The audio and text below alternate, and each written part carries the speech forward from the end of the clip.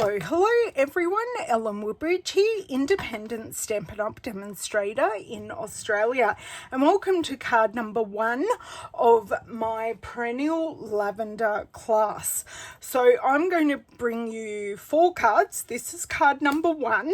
So for this card, I've pretty much used everything in the Perennial Lavender suite. We are using both the stamp sets, and we are going to use the Perennial Postage die, the third from the middle of the small rectangles, and we are also going to use the painted lavender die. So I've used both bundles. We're going to use these 2 pieces to build the lavender.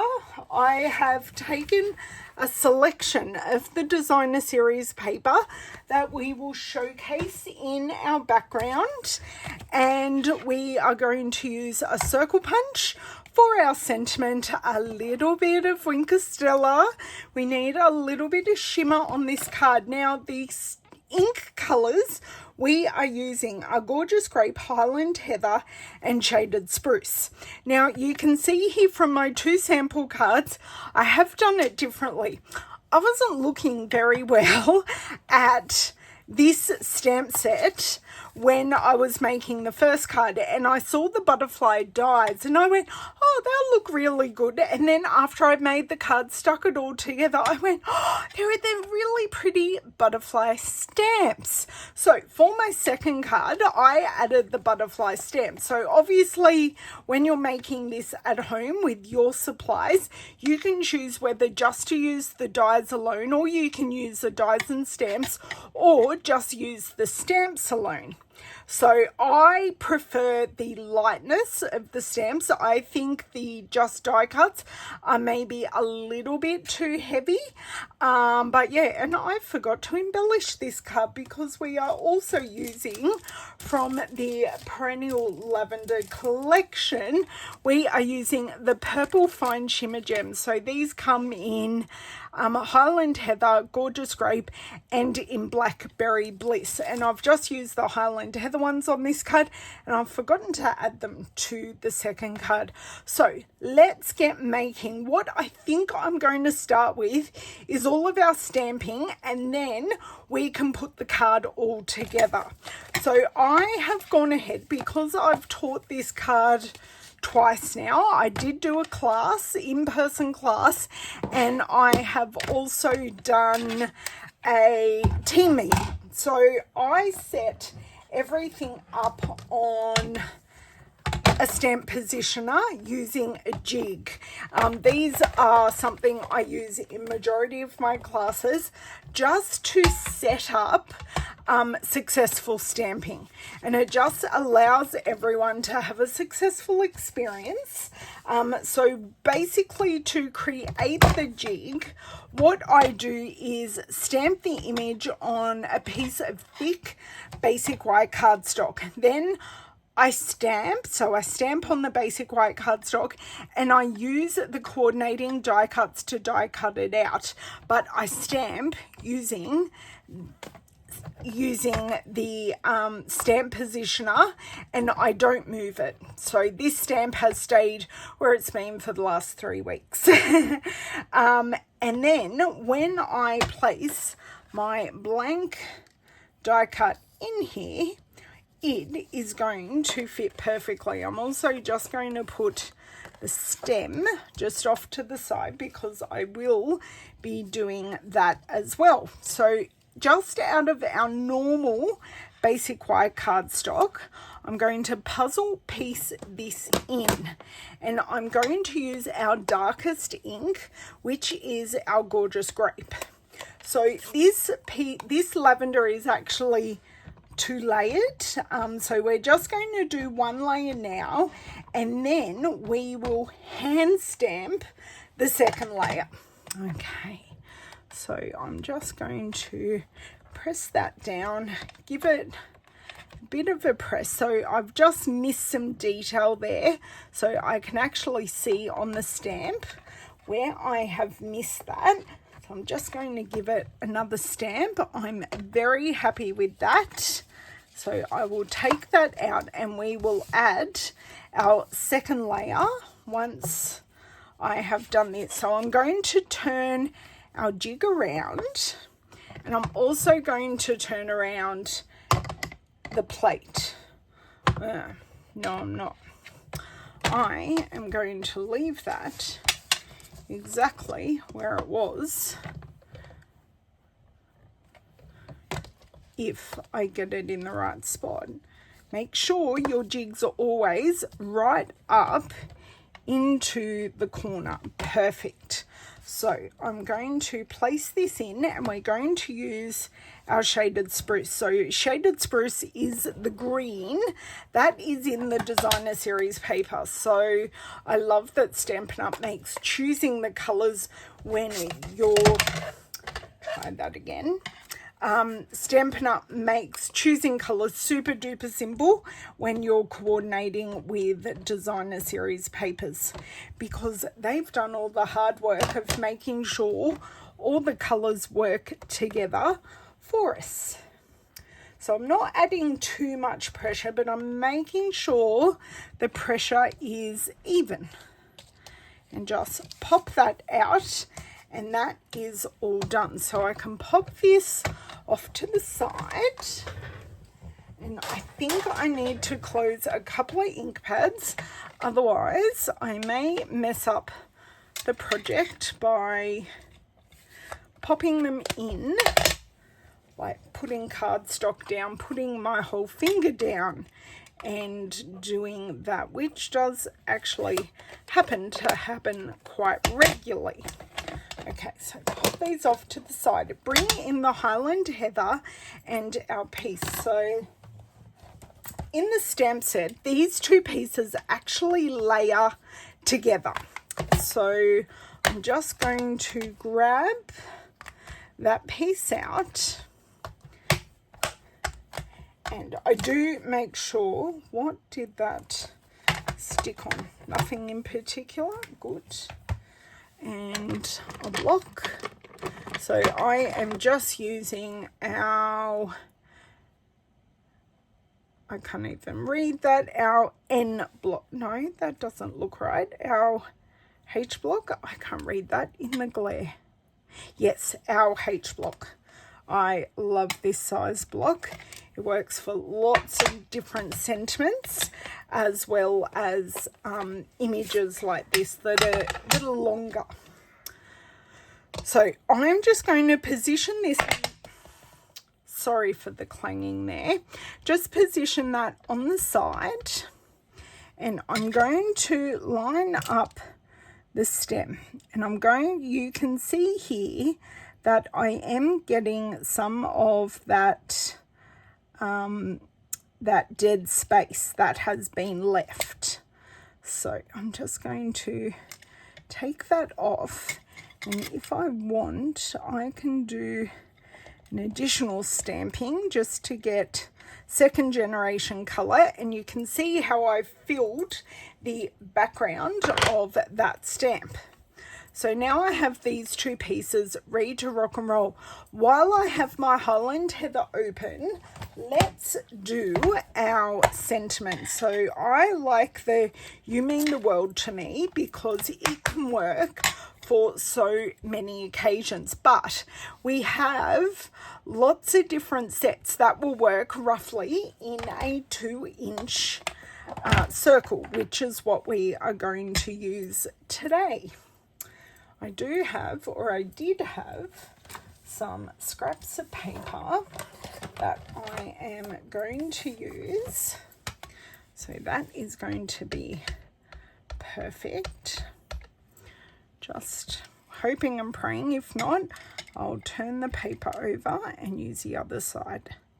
Just hold that there for the ink to transfer. That worked out perfectly. Now, what color? I will leave this ink pad open because in my original card, I did roll the sentiment in the ink just to give it a defined edge.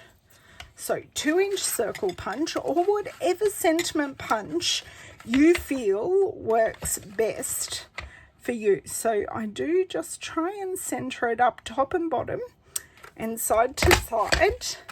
Give that a punch. Okay, that off to the side, that in the recycling bin. So to add that definition, I just put the punch piece vertically into the ink pad, and just with a little bit of pressure, I just roll it through, and I get that slightly defined edge. So I'm finished with this. Next, I'm going to bring in that butterfly and bring back our gorgeous grape ink. Couldn't do that before now because I didn't have this done. So just using these little butterflies, just popping that there, getting a smaller, this I'm pretty sure is this is a C block. I find my C, D, H, and I think they're pretty much my most used ones. So I'm going to my second card here so you can see what I've done. So I'm stamping these individually, and I'm starting with the larger one that I will put at the top just there, and then I'm inking my smaller one and just putting this on the bottom. So you can see I haven't actually cut them apart, but there is enough room that you can cut these images apart. I have just chosen not to because on this image, I could just place them individually and they worked beautifully together. So that concludes our stamping. And I can pop all my ink pads away.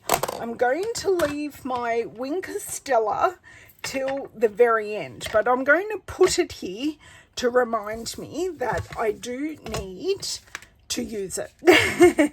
So all of our stamped pieces can just go at the top, and I'm going to bring in my, oh, I've got an extra piece there, my already die cut images and my thick basic white card base, which I actually haven't pre-scored.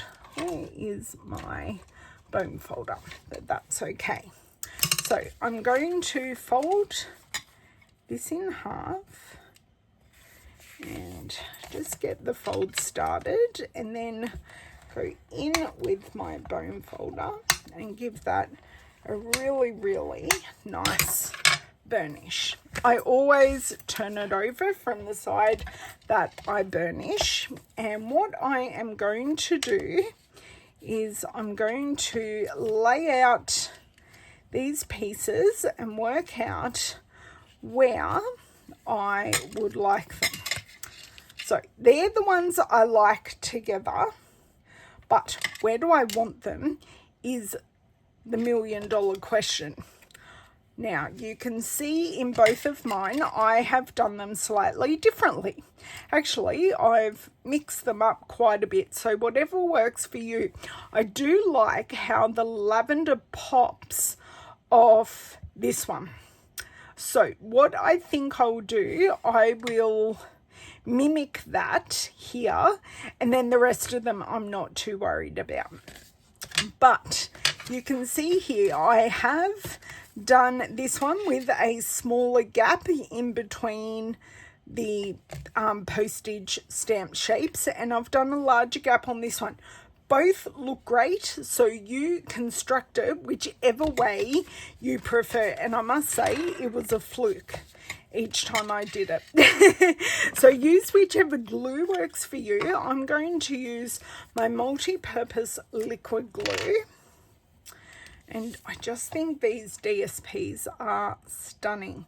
I love how they've got it on a crumb cake, a quite neutral base, which I really, really like. And I'm liking this larger I think I prefer the smaller gap. So we shall see how this looks. Just a little bit of glue gives me some wiggle room. Yeah, I kind of, yeah. Look, they're not perfect, but I kind of like even how they could go together just with the slightest gap. Now that is not straight in any way, shape or form. Oh, I've still got movement in this one. So I can make it have a little bit of movement. Just see if I can. I did not just rip anything there. No one saw anything of the sort. But guess what? It just went back down perfectly. Add my two upper pieces. This is the hardest bit, working out your spacing, working out where you want them. I do have one of my amazing class girls. She normally lays it out perfectly and she gets very frustrated when it doesn't work. And so do I. And look, I have more spacing at the top at the bottom than what I do at the top, but that's also fine. It's handmade. If the person that you're giving it to judges to your face, they don't deserve your card. So you can give your beautiful handmade cards, warts and all, to another beautifully deserving person. So loving that. And if I really wanted to, I could just cut a slither off the bottom and no one would know. I still do need this for a second. So what I would like to do is just stick down my stem first. So I probably want about that much on the bottom. Now, the easiest way to do this is with tinsy dots of glue. So I'm going to hold it very carefully here and try not to get my hands covered in glue. You know, all good in theory. All good in theory. So roughly centered. I do like that this goes over both. I do have a little bit of glue. So what I can do is just wipe this off, and I can always use a glue eraser later to get rid of any excess sticky that may be left. Okay, so just some dimensionals. So I'm going to add these to all my pieces while I've got them here. So this one, I will get a mini dimensional for that very top half because I don't want it to sag and the rest of it not to. Okay, so 3 I find is a good balance on a circular piece. And just let me grab this mini one just for the very top here. There we go, perfect. Love the mini ones for all those small spaces. So now I'm going to get my favorite tool, the Take Your Pick tool with the Crafter's Pick accessory. And I love this hook. I know a lot of people can use the straight part that comes with the Take Your Pick tool and pick up all their dimensional backings. I do not possess that skill. So I'm just going to pop this on the side and almost go all the way to the top. And I'm just going to pop that there. I love that. That is then symmetrical top and bottom. So love that. And for our sentiment, I actually want it to go over all 4 patterns. So our sentiment is going to it's going to go through and go over all of the layers of our card. So it's going over all 4 of our patterns. It's also breaking the edge here, so it just looks a little more organic, and it brings everything together. So I think now I will actually put my cap on my glue so I don't block it for the next project. I'm going to take our Winker Stella, just give it a little shake, and I'm just going to use pouncing. And this will reactivate a little bit of the ink, which will make those white sections a little purple, but I like that quite a lot. So I'm just going to give that a second to dry. And because I love a little bit of shimmer, I'm going to do a couple of layers, because this shimmer is quite deceptive. I may not actually be able to show you on screen the shimmer. It may not come up, but I guarantee you it's there. So for my finishing touch, I'm going to take the purple fine shimmer gems, and I think you can choose any one of these colors. Of course, it doesn't want to come out itself. Okay, because I'm on video, it never wants to come out. So I quite like using these ones. So I kind of want to use, that isn't quite working there. So I don't know, this color wasn't working on that darker. So I'm just going to go there, a little one, just a little bit of balance. So I'm going to pop that in there. If it'll come off and stay, there we go. And another little one just up here. So there you go. That is our finished card. I think I am going to leave one plain just so I can show you. You don't need the further embellishment, but you can put it on if you so wish. So I really hope you enjoyed that card, and I would love to see how you took your own take on this card and share it in our VIP group. Would you believe that this card isn't actually a standard size card? This would have worked perfectly, but somehow I have cut this cardstock incorrectly, so it's a bespoke card. Look at that. So what have we used? We use the Perennial Lavender DSP.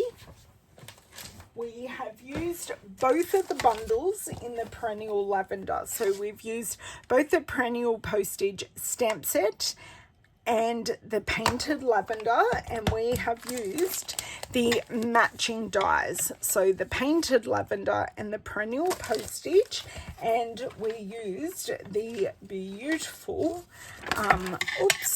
fine purple fine shimmer gems. We used Winker Stella and our 2-inch circle punch, and just to go over the colors, and these will be the colors pretty much for all of our cards: Highland Heather, Shaded Spruce, and Gorgeous Grape. If you have any questions, please don't hesitate to ask, and I look forward to seeing you in my next class video. So I will see you over there. Bye.